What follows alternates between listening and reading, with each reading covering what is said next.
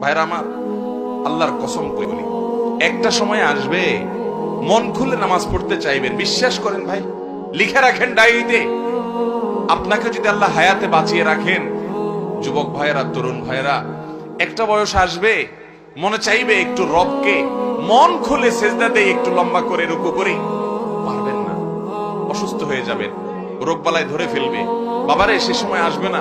বৃদ্ধ মুরব্বীদেরকে, চাচাদেরকে জিজ্ঞাসা করেন, চাইলেও ওযু ধরে রাখতে পারে না, নামাজ পড়তে পারে না, চাইলেও পারে না। একটা সময় আসবে চাইবেন, পারবেন না। নামাজটাকে সুন্দর করেন, সময় মতো পড়েন। অনেক রাকাত নামাজ পড়বেন, নফল নামাজ পড়বেন। এটার চেয়ে উত্তম হলো ফরজটা পড়লেন, মূল সুন্নত গুলাই পড়লেন, কিন্তু ধীরস্থিরতার সাথে পড়লেন। 10 রাকাত তাড়াহুড়া করে পড়ার চাইতে 2 রাকাত আস্তে আস্তে পড়া অনেক বেশি। নামাজ সুন্দর করবেন তো ইনশাআল্লাহ।